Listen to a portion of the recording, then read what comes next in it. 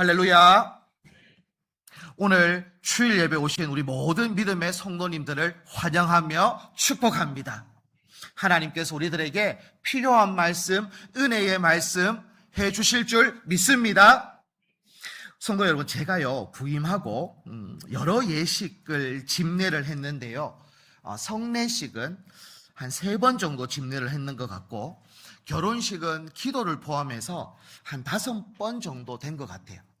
그런데 이 집례를 가장 많이 했는 게 뭘 것 같습니까? 결혼식도 아니고 성례식도 아니고 장례식이에요. 장례식. 제가 이제 한 2년째 되어가고 있는데, 장례식은 일단 10번 이상은 한 기억이 있습니다. 설교로 포함하면 한 30번 가까이는 한 것 같긴 한데, 이렇게 장례식을 집례할 때마다 저의 마음에서는 약간 먹먹함이 있어요. 왜 그러냐면, 우리 성도님들을 하나님 품으로 보내드릴 때마다 기도의 용사 한 분 한 분이 이제 사라지는 것 같고, 그리고 교회를 바치고 있는 기둥과 같은 분들이 사라지는 것 같아서 제 마음에는 이 장례를 집례할 때는 마음이 먹먹합니다. 특별히 우리 교회에서 장례를 집례한 것을 포함하기도 하고, 그리고 제가 사역을 한지 교육전도사부터 해서 이렇게 생각을 해보면 한 20년 정도가 되어집니다. 그러니까 20년 정도 교육전도사, 또 전임전도사, 강도사, 부목사, 이러한 모든 경험을 했을 때 장례식을 한 200번 이상은 참여도 했고, 그리고 집례도 해봤고, 200번 가운데에서 그러면서 저희가 느끼는 눈물들이 있었어요. 장례를 하면서 보면 크게 2가지 종류의 눈물을 보게 되어집니다. 첫 번째는 절망의 눈물을 볼 때가 있어요. 여기서 말하는 절망의 눈물이 뭐냐면요, 예수 그리스도를 알지 못하고 하늘에 소망 없는 사람들이 흘리는 눈물이 절망의 눈물이에요. 왜냐하면 그들은 이제 정말 끝이다, 이 장래 가운데에서 이제는 끝났다, 다시 볼 수 없다, 그러한 절망, 끝이라는 이 마음 때문에 흘리는 눈물. 그러다 보니요, 이 땅에서의 이별이 영원한 단절이다라고 믿기 때문에 흘리는 그 눈물은요, 통곡을 할 수밖에 없습니다. 아이고 아이고 곡을 할 수밖에 없어요. 왜 그렇습니까? 다시는 볼 수 없다라는 절망이 가득하기 때문에 이 장례식에서 절망의 눈물을 흘리는 그 눈물들을 볼 때가 있다는 말입니다. 자, 그리고 또 하나의 눈물이 뭐냐면 소망의 눈물이 있습니다. 성도들도, 예수 믿는 자들도 부모님을 먼저 보내고, 아니면 배우자를 먼저 보내고, 또 가족들과 이별하는 슬픔 앞에서 눈물을 흘려요. 예수 믿는다고 해서 눈물을 안 흘리는 게 아니시죠. 눈물을 똑같이 흘립니다. 하지만 성도의 눈물은요, 절망의 눈물이 아니에요. 왜 그러냐? 이 땅에서 헤어짐이 끝이 아니라 다시 만날 날이 반드시 있다라는 믿음이 있기 때문에 그들의 눈물은 절망의 눈물이 아니라 소망의 눈물이 되어지는 거예요. 그러니 성도들의 장례식을 가보면요, 눈물 속에서 찬송이 있습니다. 슬픔 속에서도 그동안 베풀어 주셨던 하나님의 감사의 고백이 있기도 합니다. 이별 속에서도 다시 천국에서 만납시다라는 소망의 말이 흘러 넘칠 때가 있다라는 것이죠. 똑같은 죽음이에요. 그 죽음 앞에서 어느 누군가는 절망의 눈물을 흘려요. 또 어떤 이들은 동일한 죽음 앞에서 소망의 눈물을 흘립니다. 무엇이 동일한 죽음 앞에서 이 차이를 만들어내는가? 오늘 말씀을 통해서 우리가 죽음 앞에서도 당당할 수 있는 그러한 이유를 오늘 말씀을 통해서 한번 살펴보려고 하는데, 그 첫 번째가 성도의 죽음은 잠이다라는 거예요. 자, 성도의 죽음은 잠입니다. 바울은요, 오늘 죽음이라는 무겁고 어찌 보면 두려운 주제를 이야기하면서 아주 특별하고 따뜻한 표현을 사용합니다. 그것이 무엇이냐면 13절인데요. 우리 13절을 한 목소리로 함께 읽어보도록 하겠습니다. 13절 시작.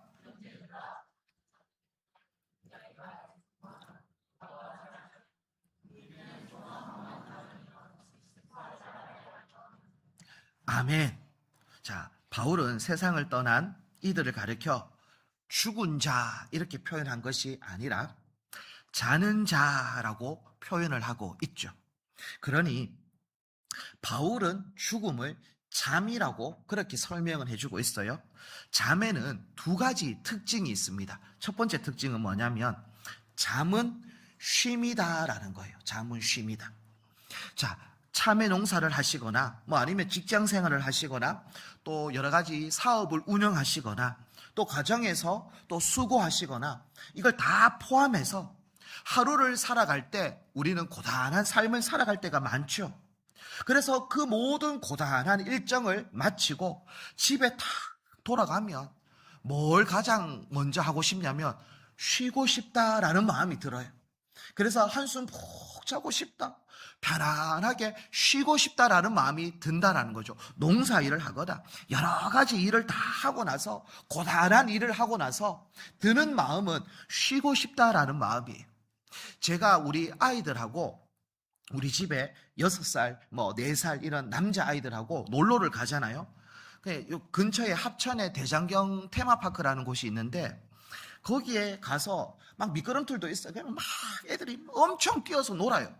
저도 옆에서 이래 있다가 보면 저도 진이 좀 빠지거든요. 그런데 얘들은 차 타고 거기서 여기까지 우리 성주 중앙교회까지 오는데 한 35분 이렇게 하면 오는데 35분 딱 자고 일나면 완충되어집니다.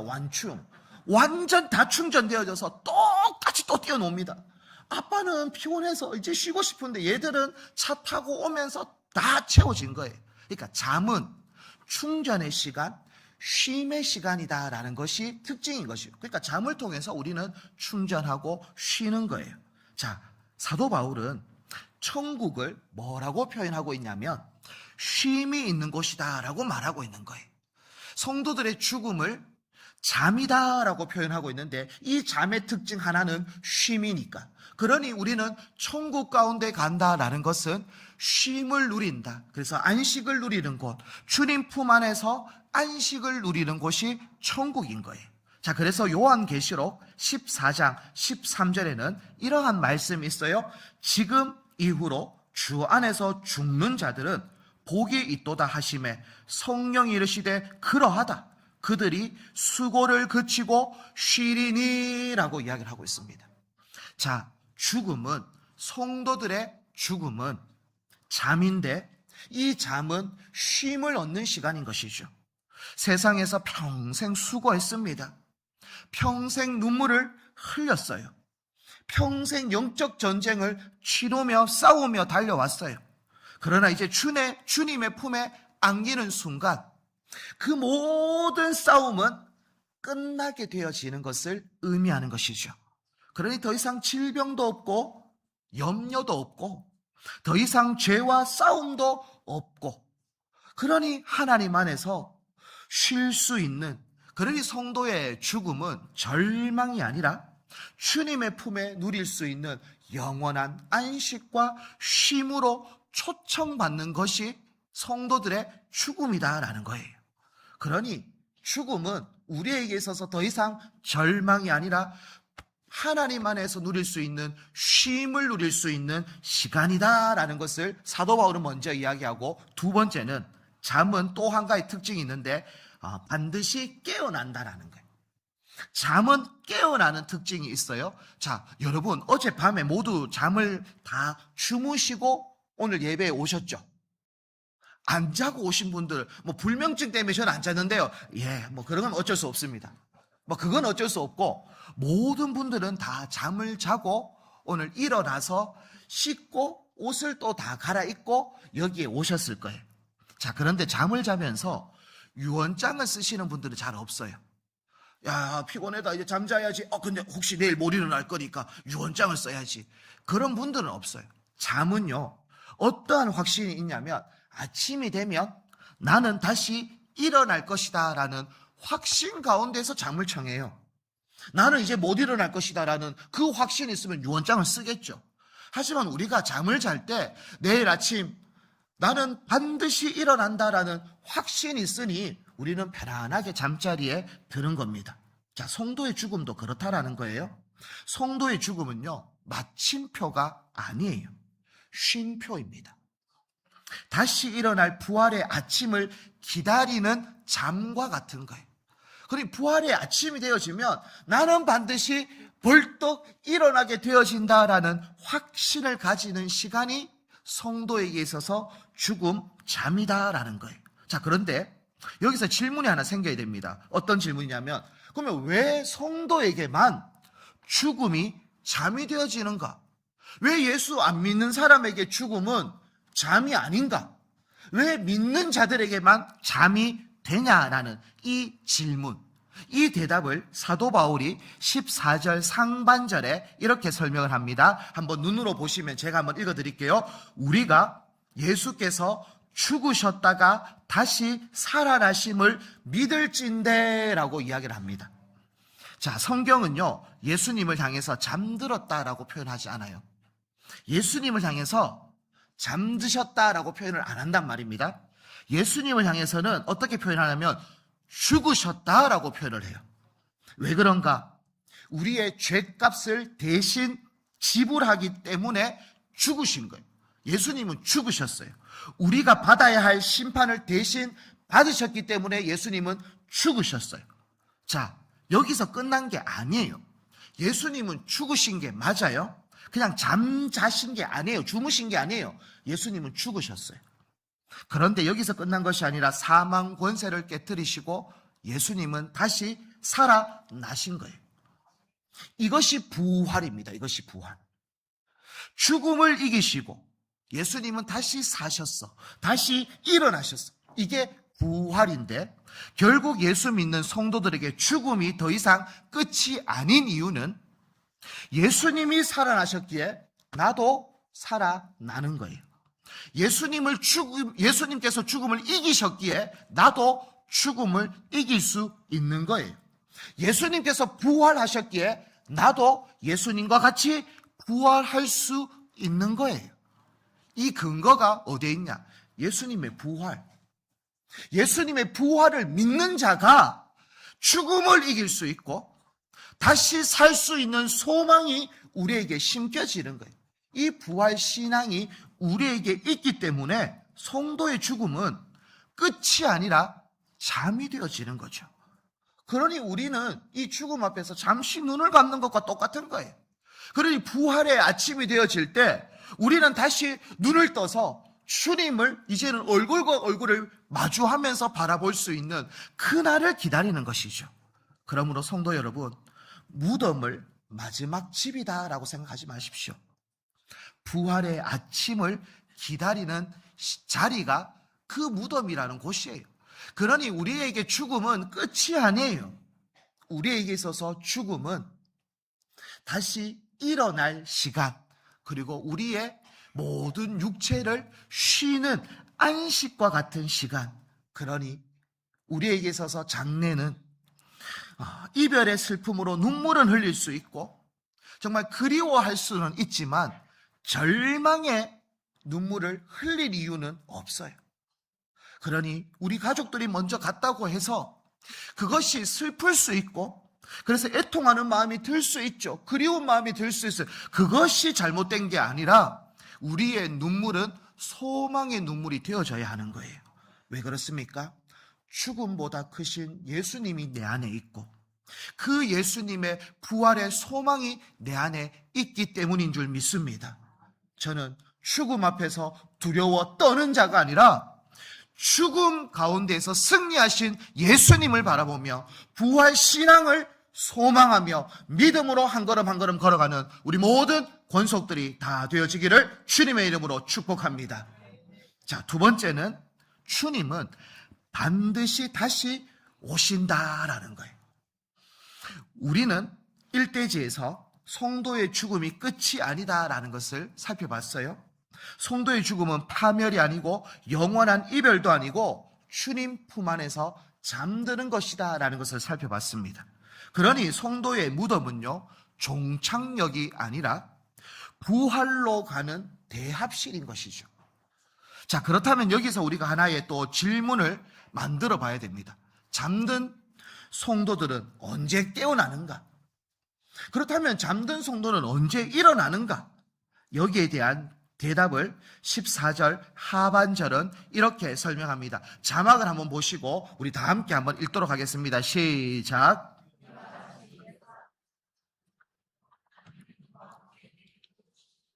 아멘.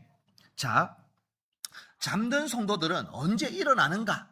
이제 이러한 질문에서 사도 바울은 설명하는데, 바울은요, 성도들의 시선을 무덤에서 하늘로 옮겨버립니다. 계속 무덤만 바라보지 말고 하늘을 바라보라고 시선을 옮기고 있어요. 왜 그렇습니까? 주님은 다시 오시기 때문에 그렇다라는 거예요. 주님은 다시 오십니다. 이 땅 가운데에 예수님은 우리를 구원하기 위해서, 십자가를 지시기 위해서 초림하셨어요. 그렇게 해서 다시 예수님은 부활하셨죠. 하나님 우편에 계십니다. 다시 오신다. 이거를 재림이라고 표현하는 거죠. 첫 번째 오시고 두 번째 다시 오시는 그 다시 오심을 바라보라라고 이야기하는데요. 이것은 어떤 희망사항도 아니고 기대도 아니에요. 이것은 반드시 이루어질 하나님의 약속이다라는 것을 사도 바울은 설명해 주고 있어요. 자, 우리가 확신할 수 있는 이유가 뭐냐면, 예수님께서 죽음을 이기시고 부활하셨기 때문에, 그래서 우리는 이 약속과 이 확신, 다시 주님이 오신다라는 것을 확신할 수 있어요. 왜? 예수님이 부활하셨기 때문에. 부활했기 때문에 예수님은 다시 오신다라는 이 약속을 반드시 이루신다라는 우리는 확신을 가질 수 있어요. 기독교의 소망은요, 감정 위에 세워지는 것이 아니에요. 예수님의 부활이라는 역사적 사실 위에 세워지는 거예요. 그러니까 신앙은 그냥 그런갑다, 그냥 그게 아니라 정확한 근거, 사실, 그게 진리입니다. 변하지 않는. 예수님의 부활은요, 진리예요. 역사적 사실입니다. 그래서 예수님께서 다시 오시겠다라고 약속하셨던 것도 언제인지는 알지 못하지만 반드시 예수님은 다시 오신다라는 거예요. 그래서 예수님의 부활이 재림의 보증이 되어지는 겁니다.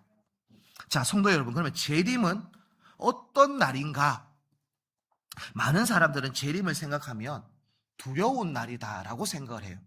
이걸 우리가 쉽게 표현하면 종말이라는 단어를 많이 사용했거든요.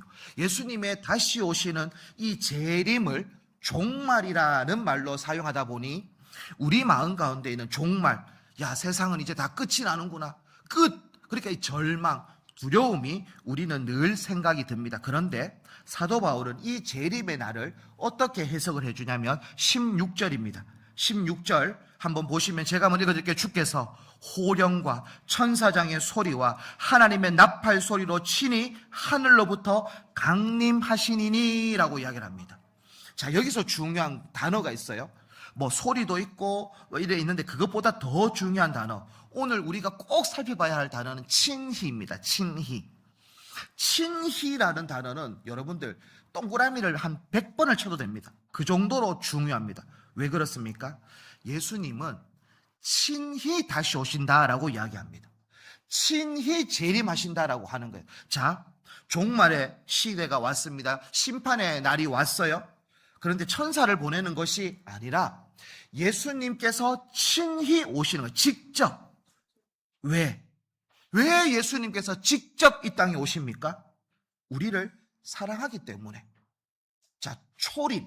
예수님이 말구유에 베들레헴에 그렇게 오신 이유가 뭡니까? 우리를 사랑하기 때문에 초림하셨던 것처럼 재림도 직접 오시는 이유가 뭐냐면 우리를 사랑하고 있기 때문에 그런 거예요. 나를 위해 가시관을 쓰셨던 그 주님이, 나를 위해 십자가를 지셨던 그 주님이, 나를 위해 피 흘리셨던 그 주님이 친히 직접 우리를 만나기 위해서 찾아오신다라는 거예요. 찾아오셔서 뭐 할까요? 수고했다, 잘했다, 칭찬하고 우리를 안아주시는 거예요. 우리의 모든 눈물을 닦아주시는 거예요. 재림은 어떤 날이냐? 주님을 얼굴과 얼굴을 마주하는 날이 재림이에요. 주님을 만나는 날이 재림이에요.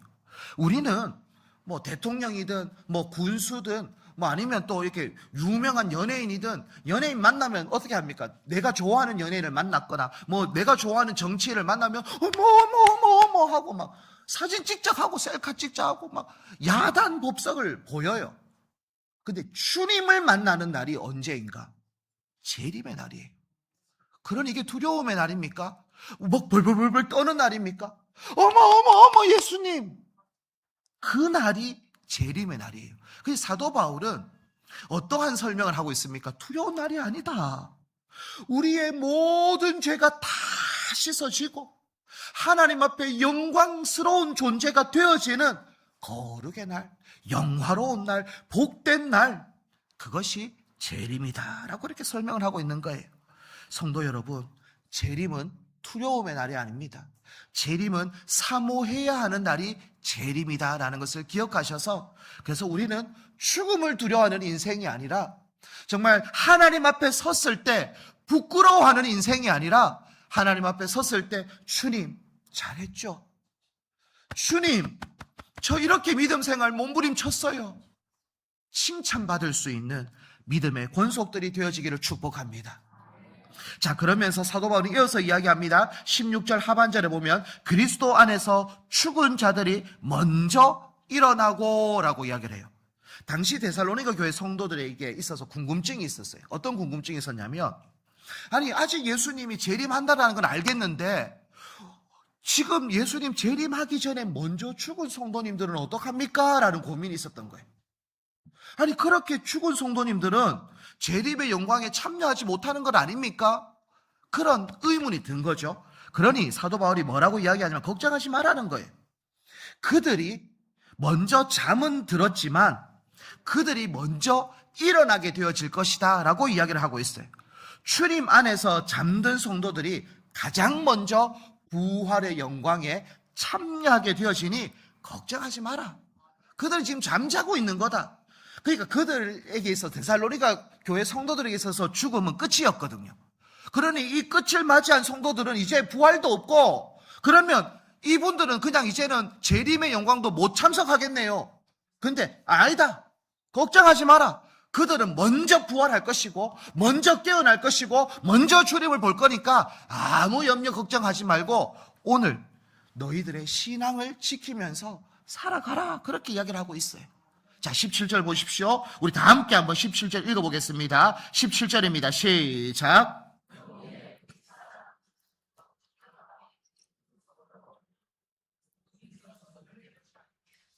그리하여야 우리가 항상 주와 함께 있으리라. 아멘. 17절에서 반복하는 단어는 함께예요. 함께.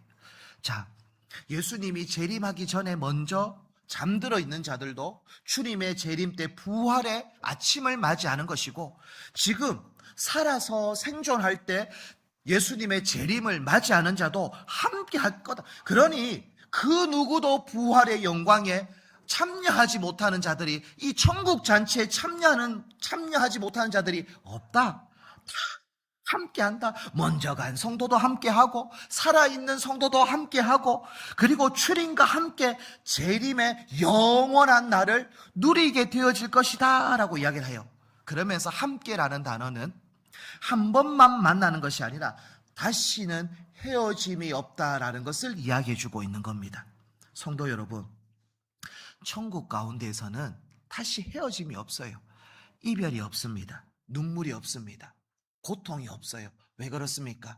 이제 천국 가운데에서 영원히 주님과 함께 하기 때문에, 그러니 더 이상의 눈물도 없고 고통도 없고 힘듦도 없고 아픔도 없고 죽음도 없는 거예요. 그래서 요한계시록 21장 4절에서 그래서 이러한 말이 있는 거예요. 자, 제가 한번 읽어드릴게요. 모든 눈물을 그 눈에서 닦아주시리니 다시는 사망이 없고 애통하는 것이나 곡하는 것이나 아픈 것이 다시 있지 아니하리니 처음 것들이 다 지나갔음이로라 라고 이야기를 하고 있어요. 성도 여러분, 우리는 천국을 바라봐야 되는 존재들입니다. 천국은 이러한 곳이에요. 하나님이 친히, 예수님이 친히 이 땅에 오시고 또 예수님과 영원히 함께 누릴 수 있는 곳이 천국이에요. 그러니 우리에게 있어서 죽음은 절망과 두려움의 시간이 아니라 하나님과 영원히 함께하는 은혜의 출발점이다라는 것을 기억하셔서 죽음을 두려워하는 신앙이 아니라 다시 오실 주님을 바라보며 천국 소망 가운데서 살아가는 우리 한 분 한 분 다 되어지기를 주님의 이름으로 축복합니다. 마지막으로 세 번째를 살펴보려고 하는데요. 서로를 위로해야 한다라는 거예요. 오늘 본문은 마지막 18절로 이렇게 마무리가 되어지는데 이렇게 마무리되어지죠. 그러므로 이러한 말로 서로 위로하라 라고 이야기를 합니다. 자, 사도 바울의 결론은요, 조금 의외입니다. 갑자기 서로 위로하라 라고 결론을 지어요. 바울은 부활을 이야기했습니다. 바울은 재림을 이야기했어요. 천국을 말했어요. 그런데 마지막 결론이요, 교리가 아니라 위로입니다. 위로. 왜 그럴까? 아니, 실컷 부활 이야기도 하고 재림 이야기도 했는데 왜 갑자기 마무리는 위로를 이야기하고 있을까? 왜 그러냐면 부활과 재림을 소망하는 자들이 이 땅 가운데서 걸어가야 하는 믿음의 여정이 남아있기 때문에 그런 거예요. 아직까지 우리는 오늘 당장에 그 재림이 일어나지 않고 언제 일어날지 모르지만 그 믿음의 여정을 한 걸음 한 걸음 걸어가야 할 우리에게는 남은 걸음이 있기 때문에 그래서 위로라는 단어를 사용하는데, 특별히 위로라는 단어가 뭐냐면요, 파라칼레오라는 단어인데 곁에 선다라는 의미이기도 하고, 그리고 손을 붙잡아 준다라는 의미도 있고, 또 함께 울어주고 가까이 다가간다라는 그러한 의미가 있어요. 그래서 이 파라칼레오라는 이 단어가 보혜사라는 단어에서도 나타나기도 하는 거죠. 자, 여기서 중요한 거는 뭐냐면 부활과 재림의 소망을 가지면서 믿음의 여정을 한 걸음 한 걸음 걸어가요. 그럼 고난은 없겠습니까? 핍박은 없겠습니까? 아픔은 없겠습니까? 병은 없겠습니까? 있죠. 우리에게 주어지는 힘듦, 아픔, 어려움이 있다는 거예요. 그러니 서로 위로해 주면서, 서로 격려해 주면서, 그래, 천국이 있잖아. 그래, 예수님 우리를 위해서 이 땅에 친히 오신다고 말씀해 주셨잖아. 그러니 포기하지 마. 낙심하지 마. 끝까지 서로를 붙잡아 주고 격려하고 넘어진 자를 일으켜 주고, 그러니 사도 바울은 서로 위로하라. 부활을 소망하고 재림의 날을 기대하며 사모하며 믿음으로 서로 위로하고 한 걸음 한 걸음 달려가라 라고 권면하고 있는 말씀이 오늘 말씀인 거예요. 저는 우리 성도님들이 이러한 교회가 되어지기를 원하는 것은 눈물을 흘리는 자들을 일으켜주는 교회, 낙심한 자에게 소망을 심어주는 교회, 부활의 복음으로 서로를 살리는 교회가 되어지기를 축복합니다. 이것이 성주중앙교회가 그런 교회가 되어졌으면 좋겠어요. 고난이 없지 않습니다. 우리에게는 질병이 찾아올 때도 있잖아요. 육체의 고통이 찾아올 때가 있잖아요. 그럴 때 서로가 서로를 위해서 손을 붙잡아 줄 수 있는, 위로할 수 있는 공동체가 되어져야 되는 거예요. 그래, 사도 바울은 이 데살로니가 교회를 향해서 마지막으로 말하는 게 부활신앙도 이야기하고 재림신앙도 이야기하는데 마지막 권면은 뭡니까? 위로예요. 위로해 주는 거예요. 서로 버팀목이 되어줘야 되는 거예요. 서로가 서로를 향해서 칼을 찌르는 존재가 아니라 서로가 넘어지고 까지고 피가 나면 용고를 발라줄 수 있는 그런 공동체가 되어지라라는 거예요. 우리 성주중앙교회 그런 교회 되어지기를 축복합니다. 그런 교회가 되어져야 되는 거예요. 세상에 사는 것만으로도 퍽퍽해요. 세상에서 고된 삶을 살아가는 것만으로도 우리의 가슴은 멍이 들어 있어요. 꼭 교회까지 와서 멍들어야 되겠습니까? 꼭 교회까지 와서 눈물을 흘려야 되겠습니까? 그냥 알아주면 안 됩니까? 그냥 위로해주면 안 됩니까? 격려해주면 안 됩니까? 서로가 서로를 향해서 찔러야 되겠습니까? 그것은 교회의 존재 이유가 아닌 거예요. 서로 안아주십시오. 아무 말 안 해도 괜찮아요. 그냥 기다려주십시오. 참아주십시오. 그냥 악수라도 해주십시오. 아무 말 안 해도 됩니다. 그것이 서로를 위로해주고 세워주는 은혜의 공동체인 줄 믿습니다. 그래서 우리 모든 믿음의 권속들은 서로를 사랑하고 위로하는 성주중앙교회 되어지기를 주님의 이름으로 축복합니다.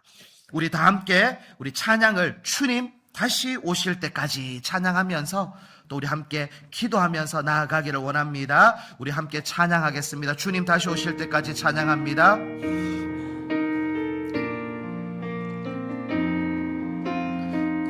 주님 다시 오실 때까지 나는 이 길을 가리라. 좁은 길 나의 십자가 지고 나의 가는 이 길 끝에서 나의 가는 이 길 끝에서 나는 주님을 보리라. 영광의 내 주님 나를 맞아주시리. 주님 다시 오실 때까지 나는 일어나 달려가리라.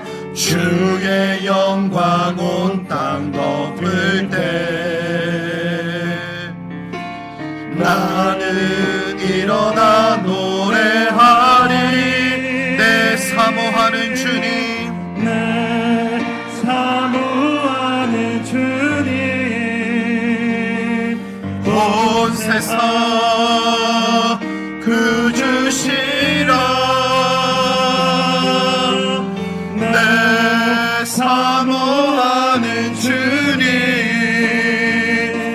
영광의 왕이시라. 주님 다시 오실 때까지 주님 다시 오실 때까지 나는 일어나 달려가리라. 주의 영광 온 땅 덮을 때 나는 일어나 노래하리. 내 사모하는 주님 온 세상 그 주시라. 내 사모하는 주님 영광의 왕. 내 사모하는 주님 우리 두 손 들고 마지막으로 찬양합니다. 내 사모하는 주님 온 세상 구주시라. 내 사모하는 주님 영광의 왕이시라. 우리 가슴에 손을 얹고 오늘 말씀을 기억하며 우리 합심해서 통성으로 기도하기를 원합니다. 하나님, 죽음보다 크신 예수님을 바라보며 부활의 소망으로 살아가게 해달라고 그렇게 먼저 기도하시고, 또한 주님 다시 오심을 사모하며 서로를 위로하는 소망의 통로가 되게 해달라고 우리 주님 세 번 찾고 통성으로 기도하도록 하겠습니다. 주님 찾습니다. 주여 주여 주여. 하나님 아버지여, 온전히 죽음보다 크신 주님을 바라보며 나아가기를 원합니다. 하나님 아버지, 부활의 소망을 품고 살아가기를 원합니다. 하나님 아버지, 우리들의 마음 가운데에 죽음의 두려움이 아니라 오직 부활의 소망을 가지고 믿음으로 달려갈 수 있는 한 분 한 분 다 되어지게 하여 주시옵소서. 부활의 신앙 위에 세워지기를 원합니다. 다시 오실 예수 그리스도를 사모하며 달려가게 하여 주시옵소서. 그래서 우리가 서로를 사랑하게 하여 주시고 서로를 소망할 수 있는 소망의 통로가 되어지기를 원합니다. 하나님 아버지 온전히 함께하여 주시고 온전히 역사하여 주셔서 믿음으로 달려가기를 원합니다. 주님 다시 오심을 온전히 붙잡게 하여 주시옵소서. 부활의 신앙 위에 우뚝 세워지게 하여 주시옵소서. 그래서 하나님 아버지 우리의 죽음이 두려움이 아니라 하나님을 만나는 시간, 하나님의 은혜를 누리는 시간, 주님과 함께 영원히 살아가는 복된 천국의 소망을 품고 한 걸음 한 걸음 믿음으로 달려갈 수 있는 우리들 다 되어질 수 있도록 주여 역사하여 주시옵소서. 그래서 하나님 아버지 두려움이 아니라 오직 소망으로 믿음으로 달려갈 수 있는, 위로하며 서로를 세워줄 수 있는, 사랑할 수 있는 공동체 되어질 수 있도록 주여 역사하여 주시옵소서. 아버지여 인도하여 주시고 아버지여 붙잡아 주시옵소서. 믿음으로 살게 하여 주시옵소서. 소망 가운데 거하게 하여 주시옵소서. 위로하며 살아가게 하여 주시옵소서. 주여 역사하여 주실 줄 믿습니다. 부활의 소망을 품게 하여 주시옵소서. 하나님 아버지, 오늘도 말씀을 통하여 우리에게 부활의 소망과 재림의 약속을 들려주신 것 감사합니다. 우리가 세상 사람들처럼 소망 없는 자로 살지 않게 하시고 죽음보다 크신 예수 그리스도를 바라보게 하여 주시옵소서.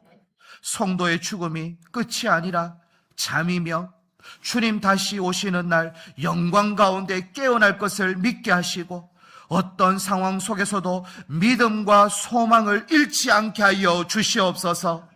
특별히 우리 교회 가운데 질병으로 고통받는 성도님들, 외로움과 슬픔 가운데 있는 성도님들, 경제적으로 어려움 또 가정의 문제로 눈물 흘리는 성도님들을 기억하여 주시옵소서.